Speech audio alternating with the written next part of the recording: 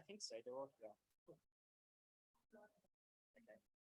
Okay. Good afternoon, everyone. We might make a start since it's right at 1 o'clock. My name's Edwin Tan, and on behalf of Sydney Uni, I'd like to welcome you to today's session. I'll be chairing this session, which consists of 4 short oral presentations. Co-chairing with me is Kenji Fujita. So without further ado, I'd like to call our first speaker, Ayob Alamayeshu Jebre Yohannes, who is a third-year PhD candidate and casual academic staff at the University of WA. He's also a research assistant at Telethon Kids Institute in Perth. Prior to commencing his PhD, Ayob worked as a researcher and a lecturer of clinical pharmacy at the University of Gondar in Ethiopia. Ayob has extensive experience in research and teaching, and today we'll be talking about the use of thromboprophylaxis guidelines and risk stratification tools in atrial fibrillation. So thank you, Ayob.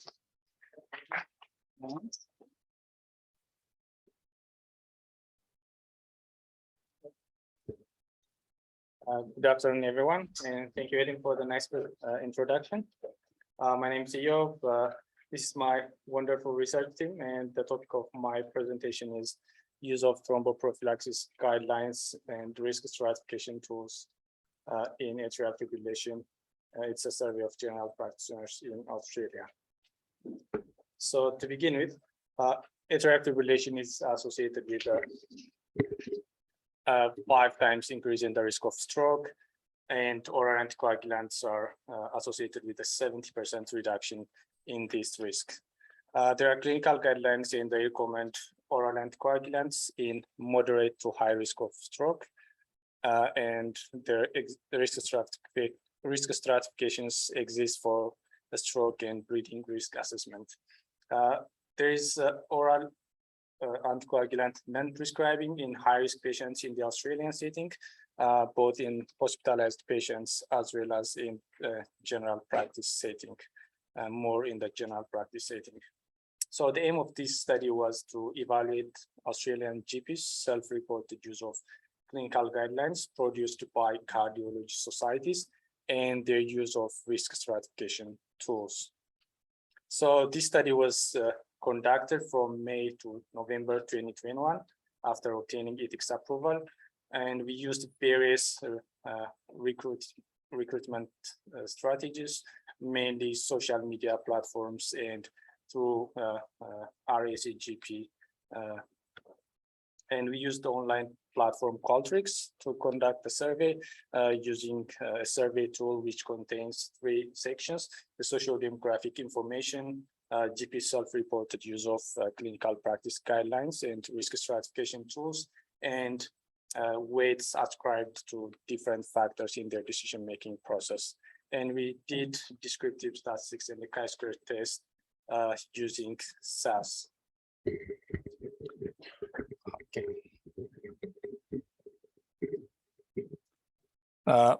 So coming to the results, a total of 134 responses were recorded. After excluding 19 responses for various reasons, there were a total of 115 responses which were from all states and territories of Australia. The age distribution of the participants were representative of the GP's workforce in Australia, but there were more females than males when compared to the GP's workforce. In terms of the source of information used by GPs, only a small proportion of GPs access thromboprophylaxis related information directly from the guidelines. A large majority of the participants reported using alternative source of information. They reported various reasons for not using the guidelines, including the presence of too many guidelines for atrial fibrillation and for various disease conditions, and the very long and time-consuming nature of the guidelines. The guidelines sometimes disagree with each other as well as with the previous criteria. In terms of assessing risk of stroke, most of them reported to mainly rely on risk stratification tools, but a third of the participants mainly relied on clinical judgment as opposed to the use of risk stratification tools. A similar observation was also made in terms of assessing the risk of bleeding. Almost half of the participants reported of using risk stratification tools to assess bleeding risk, but the rest were primarily relying on their clinical judgment. And there was an association between using a formal bleeding risk assessment tool and formal bleeding stroke risk assessment tools. In terms of their preferred risk assessment tools, most relied on the CHARTS-2-VASC score and the Hasbled scores for assessing their stroke and bleeding risk respectively. And most of this was done only when initiating new oral anticoagulants, but not consistently afterwards. So this study has some limitations, mainly considering the large GP workforce. Our sample size was relatively smaller, and because we conducted online survey, it was not possible to calculate the response rate. In conclusion, most respondents accessed thromboprophylaxis related information in atrial fibrillation from sources other than clinical guidelines, and therefore strategies are required to address the lack of usability of current guidelines. And risk assessments were typically used on oral anticoagulant initiation only. And this paper was published in Journal of Evaluation and Clinical Practice if you are interested to read more about this research work. And I would like to thank the University of Western Australia for supporting my studies and Professor Luke for his guidance during the initial stages of my project. And thank you.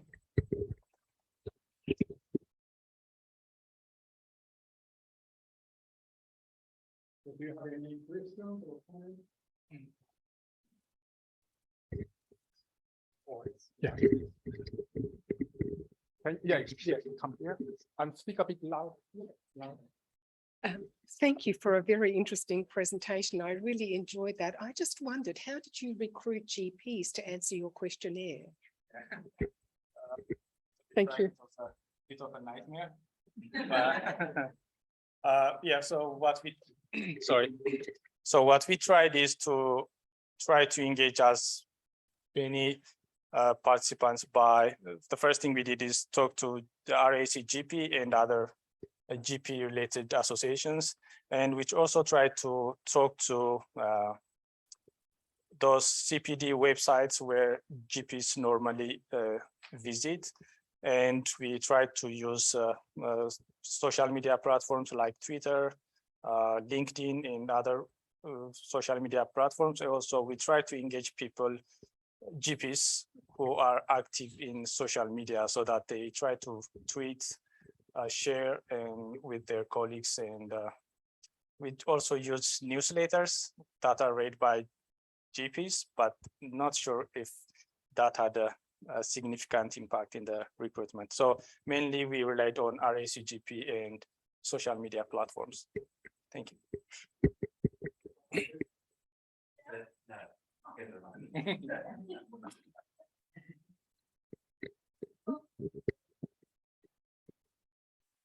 Just a reminder, there's no microphone for the room, there's a microphone for the Zoom. So if the speakers can raise their voice and any questions or speakers, can they use the microphone there? That way the people on Zoom can hear. And then if the speakers can just project to allow everyone in the room to hear. Thank you. Eyok, can you hear me? Yeah. Did you have any association between the people? Did you see any association between the different age groups and GPs out of training who were more likely to use the clinical guidelines? Was there any association that you saw between that at all, or did you investigate that? Might be in your paper. Yep. So we tried to investigate if there is any association, but we didn't find any, mainly because of the sample size. It's only 115, so we didn't find any significant association. So the only statistically significant association we found was GPs who use risk stratification tools for stroke are more likely to use risk stratification tools for bleeding. So that's the only statistically significant association. Yep. Thank you. Yeah. Thank you for.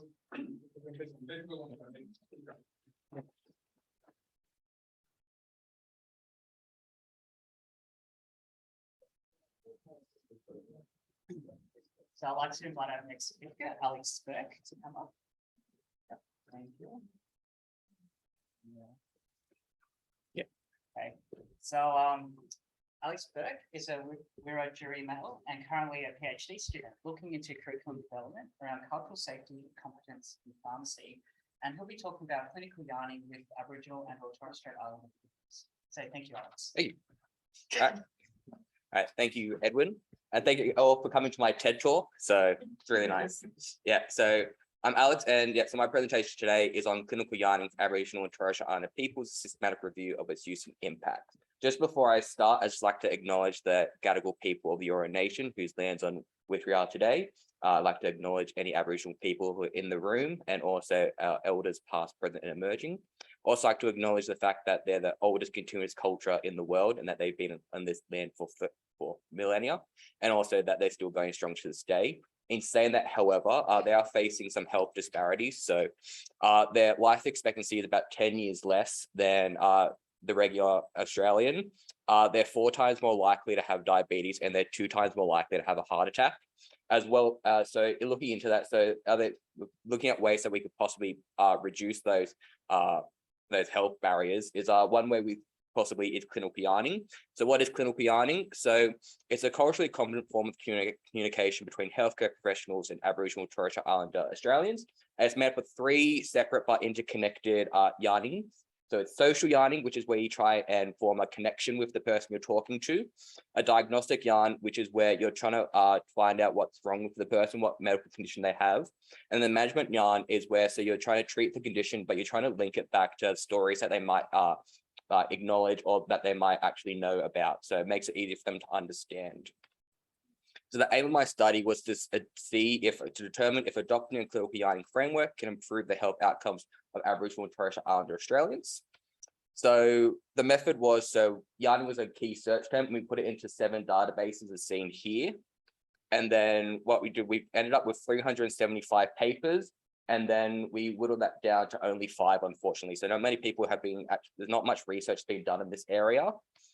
And so, and also we looked at how the yarning was used, who performed it. So if it was an Aboriginal person or a non-Indigenous person, who was it used on? So it was a patient, was it an organization? What were the measured outcomes? So was it a physiological outcome? And how was it measured? So was it again, a physiological outcome, or was it a change in policy? And so from the results, so that 2 out of the 5 papers, so the outcome measured was self-reported knowledge. And one of the papers saw a change in policy, and in this case, it was in regards to smoking. 1 out of the 5 papers had self-reported decrease in smoking and alcohol use. And also 1 out of the 5 papers saw a change in cardiovascular risk parameters. So 4 other 5 studies also looked at self-reported perceptions via qualitative means on all surveys. And 1 of the 5 papers actually measured physiological changes pre and post. And that study itself, so there were 28 participants in it. And so it went over 8 weeks and looked at after 8 weeks, they found that there were significant reductions in BMI, blood pressure, and waist girth. It should be noticed, however, that this was actually in conjunction with the regular normal exercises. But they also found that with the yarning group, they actually found that more people were actually coming to the sessions, and people who weren't in the original one had more people actually coming to it. So they actually found that afterwards they had more people actually attending. So as noticed, so there weren't many papers in this analysis due to just the dearth of literature, and also the quality of them was rated from moderate to low.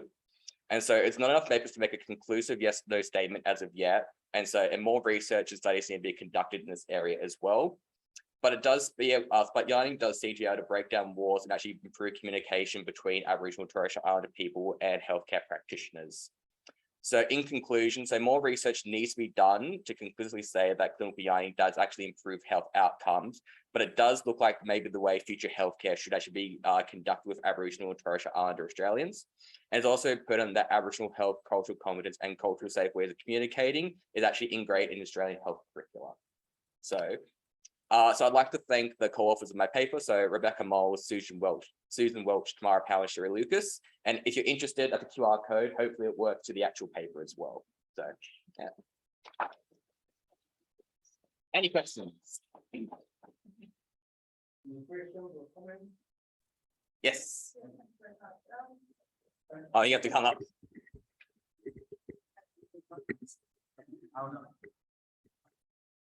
All right. Oh, thanks very much. Look, I'm curious. You've used a very specific term. Is it possible, do you think, that what constitutes yarning has actually taken place in other settings? So yeah, so yarning is a very Australian specific term, so it's a very similar concept. So they have in the United States and Canada as well. They have what's called talking circles. Mhm. So it's very similar, but we kind of wanted to have a look more at the specific Australian focus as well. And also we were afraid that if we did clinical yarning or talking circles, that it would kind of limit it. But we get too many results, or we get too little results. So we did yarning to try and draw it as much as we could.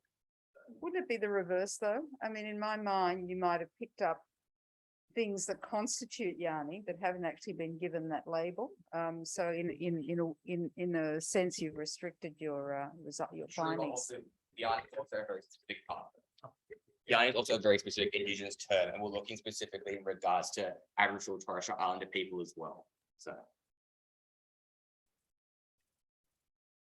Yes.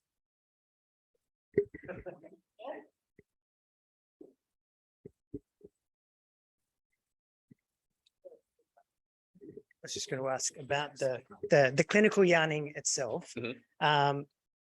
What's happening now in clinical practice in the conversations that are being happening, and what should they look like? What factors are actually missing from that conversation that's going on?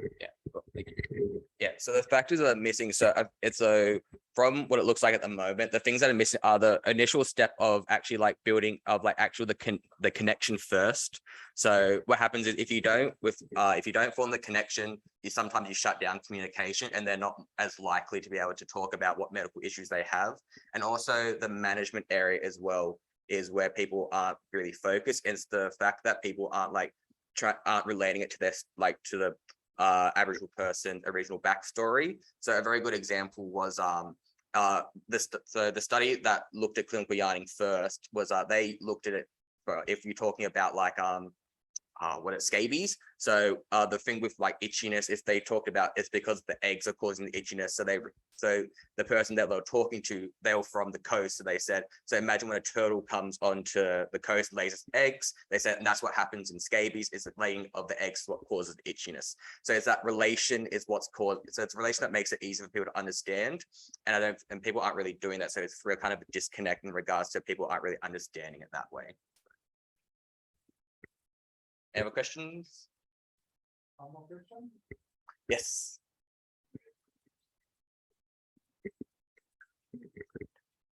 This is a really cool topic. I was just wondering whereabouts these clinical yarning circles took place. Was it in the Northern Territory or? So they're all around Australia. So there was Victoria, I think there was one in New South Wales and Queensland as well. So yeah. Thank you.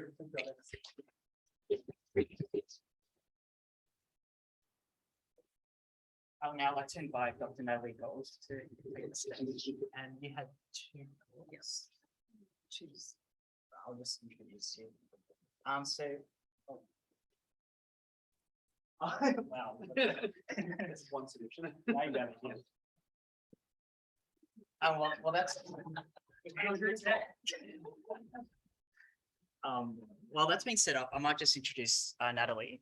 So Dr. Natalie Gold is experienced with widening access to medicines through community pharmacy. This has included many innovations and their evaluations, including vaccinations, trimethoprim for urinary tract infections, and hepatitis C testing and treatment. She led the first in-world reclassification of sildenafil in New Zealand. Her research has included comparing different developed countries in reclassification of medicines from prescription to non-prescription, opening access through the pharmacist. So for this talk, she'll be talking about community pharmacists administering a blood product, a case study of routine prophylactic anti-D in pregnancy in South Auckland in New Zealand. So. Take it away. Okay, thank you for the opportunity to present on this. We went looking for other models of pharmacy delivery of blood products and couldn't find any internationally. I'd be really interested to hear if there is community pharmacy doing that elsewhere. So I thought it was useful to provide it as a case study today. Okay, and I'd like to acknowledge the fact that this work was led by Amanda Hinks, who's midwifery and innovation and maternal health. And I worked with her from a pharmacy perspective. And we also had a number of others in the team from blood products areas and nursing. 15% of women are rhesus D negative. And if they get sensitized by a rhesus positive baby, which can happen if there's a crossover of blood, then that has really serious implications for a future pregnancy. The implications can include things like intrauterine transfusions, which are very expensive and a bit scary. So traditionally, anti-D has been given at time of birth and time of miscarriage or termination, or at a time of a bleed for rhesus negative women. And what they've worked out is that some sensitization can happen from microbleeds that are not detectable. So they've worked out that if you give anti-D routinely to all rhesus negative women at a couple of points late in pregnancy, that it can help reduce sensitization. And so they were going to roll this out in the area of Auckland where I was working. And this area is 120 pharmacies, a population that includes a very high needs area as well as a more affluent population. And we had to think about a model of how we could get it accessible to the patient, as accessible as possible, while being able to be logistically able to happen, because blood products aren't available through the wholesaler. So I wanted to describe the development of our model. We also had to bear in mind that with midwives having a caseload of about 40 to 50 women a year, they're not going to see a lot of people who are rhesus negative, particularly in some of our areas with populations such as Pacific, where it would be very uncommon to see it. And so we wanted to work out how do we support them to prescribe it as well as possible. So this is our multidisciplinary team, which I talked about before, that it was a real team effort, because we didn't know a lot about the delivery of anti-D and the logistics around it as the midwife and myself as a pharmacist. And we needed to understand how we best support this new initiative. So we had a lot of meetings and working out solutions, and a lot of work that I've done before around implementing new pharmacy services was used to try and make it as easy as possible to do it right. We developed protocols and we followed up afterwards with concerns arising. We had a number of issues that we had to think about that were quite different to other situations. We only had a fairly small number of women, about 300 in a year across our whole area, who would need the service. And we needed to think about how we deliver the medicine in a way that, that it supports the midwife's best practice when they wouldn't know a lot about what they're doing for a start, because it was so new to them. And we had really specific dose time requirements. So it was used if you would have it this week or this week, but if it's after 30 weeks, then they get both doses together. So we had to support midwives to prescribe it right, and we had to support the women to come in at the right time. We also had a need for a blood test prior to the first dose, because you're looking for sensitization that's happened prior to the first anti-D. And we wanted that to be done less than 48 hours before that first dose. So we had to think about all of those factors. So what we did was we had an EOI for pharmacists that was really simple, because pharmacy is very busy. So we got them to just fill out a survey, a monkey survey, took them 5 minutes. And from there we could understand which ones were going to be the best for us. we selected just 12 pharmacies so that we could get a level of expertise in each of those pharmacies that would support best practice. We wanted them to, when they see a prescription from a midwife, know exactly what that prescription should be and be empowered to be able to go back to the midwife and give advice if necessary, and ensure that the woman had had the blood test done before she came in and things like that. So quite different from usual dispensing. And it was IM injection, so we ensured that all the pharmacies who got the service had vaccination qualified staff all the time that they were open. And we also had a lot of support for pharmacy. So we wrote a standard operating procedure for them. We gave them training, and then we had a lot of blood service oversight with face-to-face meetings with the pharmacies, visits to the pharmacies, and strong support and checks. So although blood products are new to pharmacy, this model actually has worked very well from a district health board perspective. We need to understand how it's worked from the women's perspective, the midwives and the pharmacist perspective. So there is some evaluation planned, but because of that multidisciplinary team and a lot of effort from a lot of people, we did think through a lot of the issues in advance, and pharmacy really stepped up with it. It was in the middle of a COVID code red, we have lockdown, so it was a very significant lockdown, and pharmacy still started delivering the service in that time, which was really impressive. And I think without all the team members, we would have failed to get it right, but we actually did it quite well, and other regions are interested in following that now. Thank you.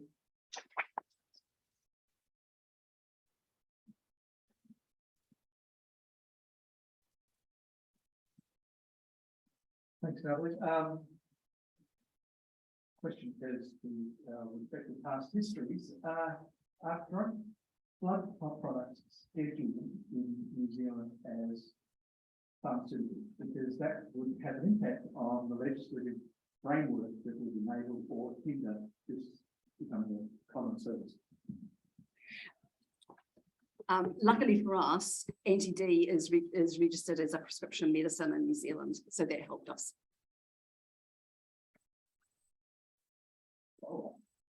In some states in Australia, that would be a barrier because there's legislation against pharmacists administering certain drugs unless they're specifically approved. If it wasn't scheduled as a drug, then there would be no legislative barrier against this kind of service happening. I can't really comment on how it works in Australia, but in New Zealand, I checked with all of the appropriate stakeholders. And when I say checked with, I had very persuasive conversations with all appropriate stakeholders.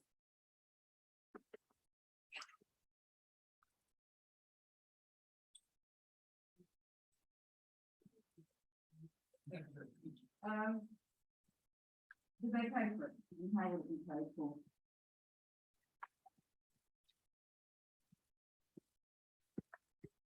So it's been funded, there we go. It has been funded through the Maternity Quality and Safety Governance Group. They access some funding, it's one-off funding. However, if you think about sensitisation and the potential costs that can be $1 million for a single child that needs intrauterine transfusions, suddenly the small amount of payment that would cost us is not a great deal. The blood product itself is $186 per vial. So there's 2 vials given to each pregnant woman.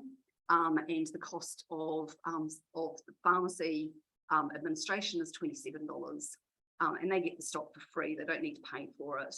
And so they haven't got any risk there at all.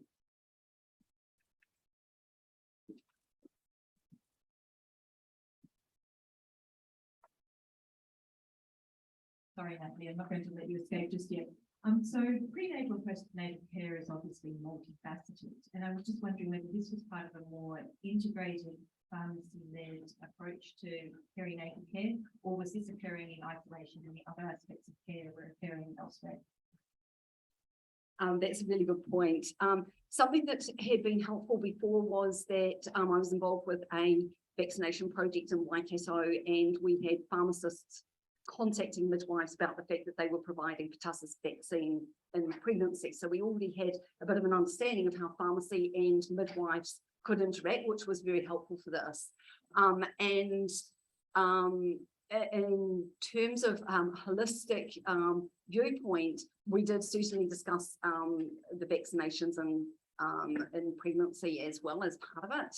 And we also wanted to reduce fragmentation, so we got a pharmacode number for the product, so that when the pharmacist got it put on their computer system, so that it would then go automatically onto test safe, so that a doctor could see that this had been given on this date at this pharmacy. So we did try to think a little bit more about what the other providers needed and about what that woman needed for her pregnancy as well.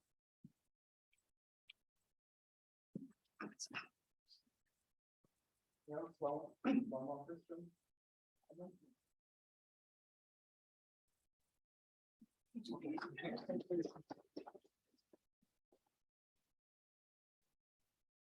Okay, and now I'd like to call on Andrew Bartlett to give his presentation.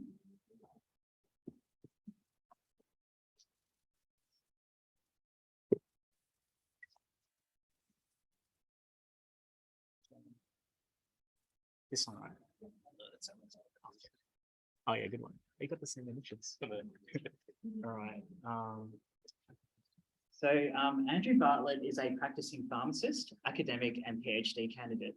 Andrew's area of research is preceptorship and training and assessment of preceptor competence. He'll be talking today about his talk entitled Towards Assessment of Pharmacy Preceptors, a Qualitative Study of Preceptor and Preceptee Perspectives. Thank you, Andrew. Thank you, Edwin.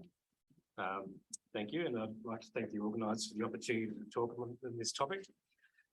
So preceptorship is a really important part of work integrated learning and the development of our students to become health professionals. And the influence that a preceptor has is quite big in terms of how that student develops as a professional. So we really wanted to focus today on one particular aspect of the recent research that we've been doing, one finding.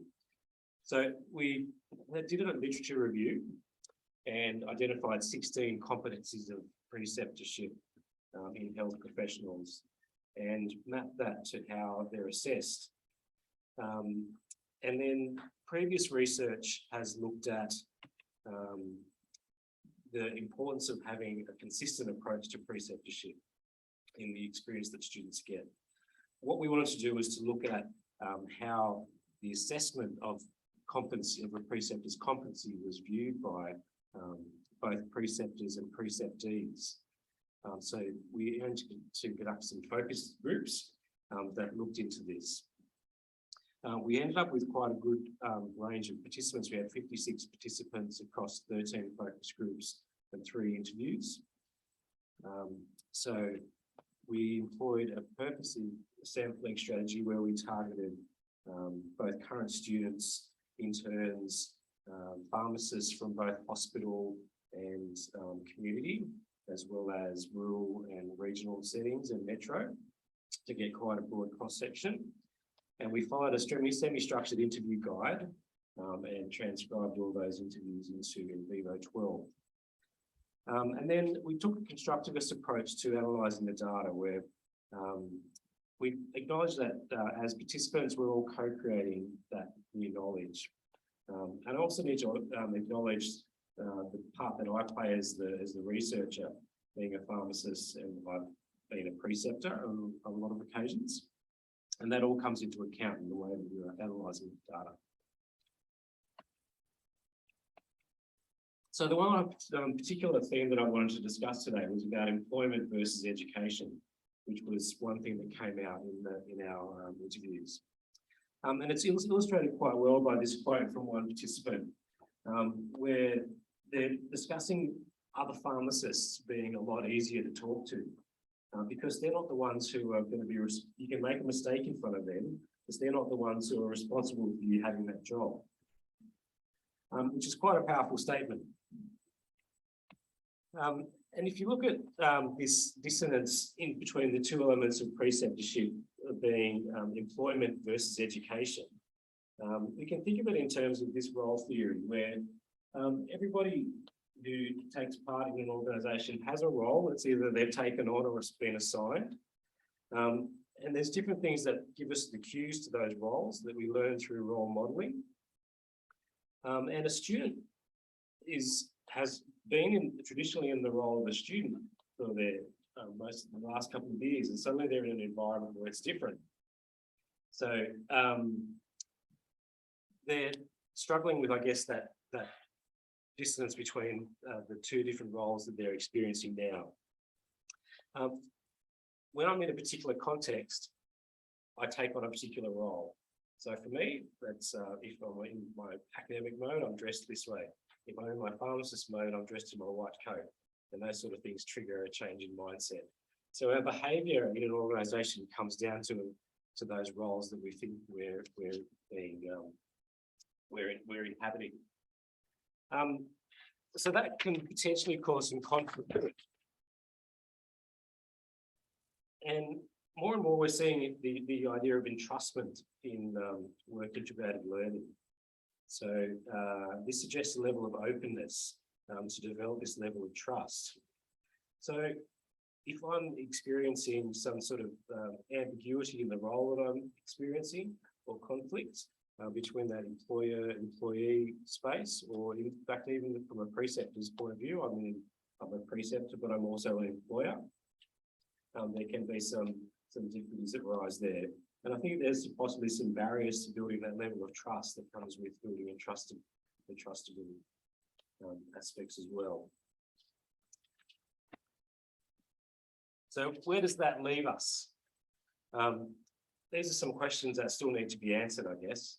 Is that, do we need to have the separation of the employer-employee relationship from preceptorship?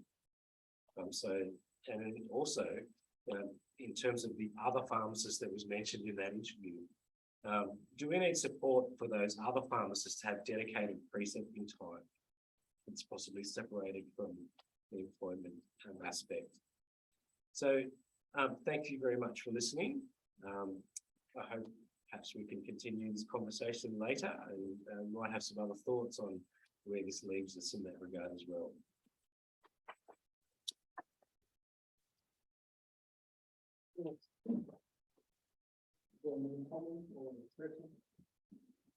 Thanks for that. It would seem to me that the issues you've raised may be extremely different in a hospital internship than a community pharmacy. Yep. Can you unpack that for us a little bit? Is there something to learn from one relevant to the other? Yeah, definitely. Another aspect that we looked at in those same focus groups was how people are comfortable with being assessed. And definitely those in a hospital environment are more accepting of things like peer assessment, for example, than community pharmacists. So there is a difference there. And often in the hospital environment, there is also some support for an education pharmacist who is a dedicated preceptor. And it does again highlight one of the aspects of preceptorship at the moment, and the idea that we tend to go into community or to hospital, and then where you do that often dictates where you go in your career. So there's a whole other aspect to that, and having a mixture of experiences in your preceptorship experience, I think, is a really important thing as well.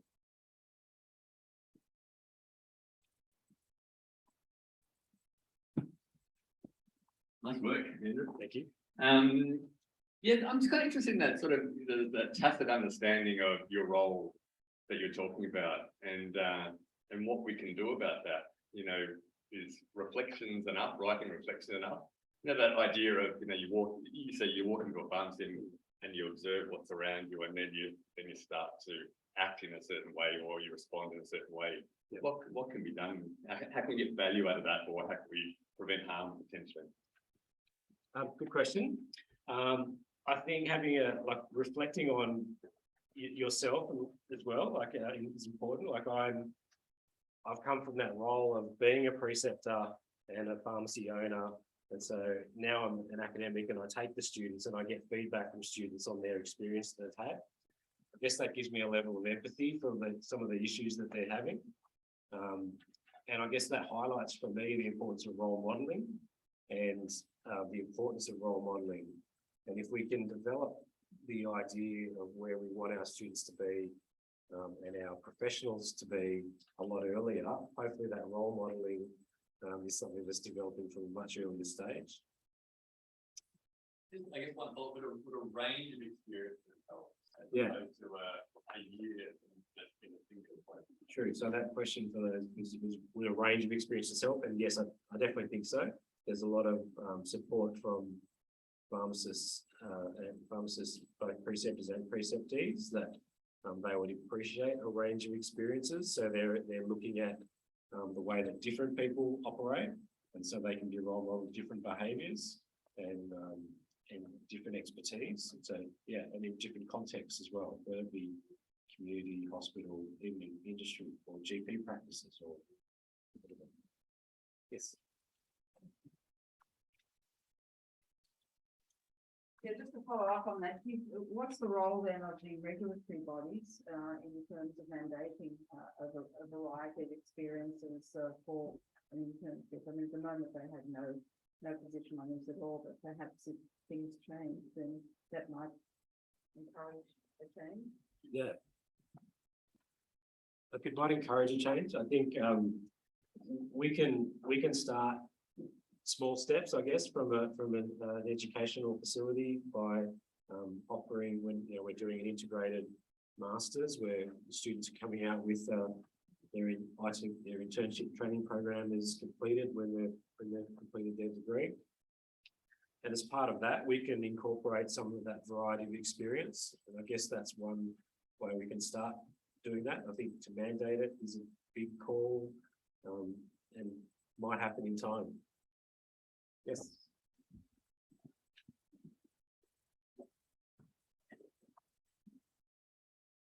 Just tell you a little bit about what happens in the UK because it might be of interest. So in Wales, it's all mandated, but they do 4 months in general practice, 4 months in community pharmacy, and 4 months in hospital for their internship now. It's paid. Yeah. In Ireland, which isn't part of the UK, it's totally integrated into their 5-year degree, but the students went on strike when they weren't paid. So they did that. At Nottingham, we actually have a 5-year integrated as well as the other model, where they don't get paid, and that's worked incredibly well. But the regulator won't adopt it, and they've just decided that we're going to have the 1 year at the end rather than an integrated. Okay. We wanted it to be in 2 6-month periods, but they haven't gone for us, unfortunately. But a lot of the posts are now split, so it's very much not about an extra pair of hands, but about the training. But I still think preceptors need far more training, so you're doing a great job. Yeah, so preceptor training, I guess, to once you've been able to assess them and some sort of standard, you can then identify gaps that need training.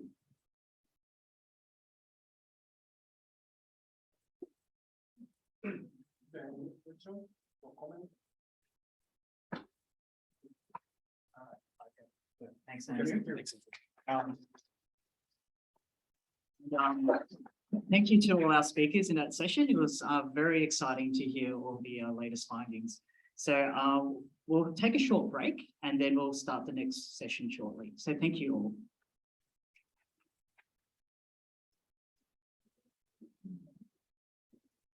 Do you want to put up your...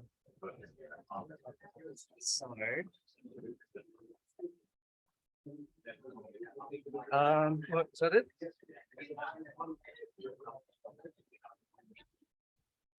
Yeah.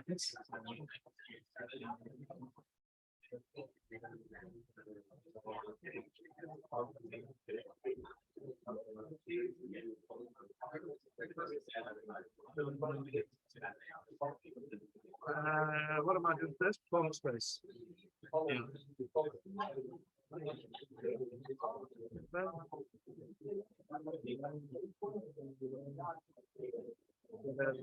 Get out of there. Okay. All right, so that's where you find it. All right, I think, no, not this session, so I feel like relaxed. Get out of you, belly belly. Yeah, Just sharing. yeah, just cheering a bit and, yeah. It's new. Oh, I've gone back to being a student. This is my part of my PhD. Yeah, right. Yeah, why not? Are you doing it now? Here's your Well, Carl is the one who advised me, but I think there's nothing about the topic. Nothing much. Yeah. Then you've got Shane Scarhill from. Okay, great. And Shane Jackson, because it's all about policy. Yeah. Shane Jackson, integrating into. Especially Shane Scarhill, a bit about it. I did it. So Carl was it? Yeah. Did you start recently? That's. Oh, great. Yeah, that's the thing. I just want to get it done. That's better. How about you? Testing. Better. John, Hi, Ramesh. How are you today? Can you hear that? not really. It's fine when those talk. What about like this? Yeah. Maybe it has to be facing.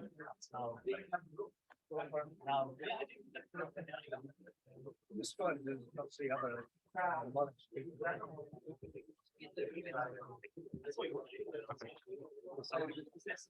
That's how much of the person's voice projects. You got enough knowledge. Yeah, it's been. Yes. I'm excited. Have you stopped the? Yeah. They had the parents. Okay.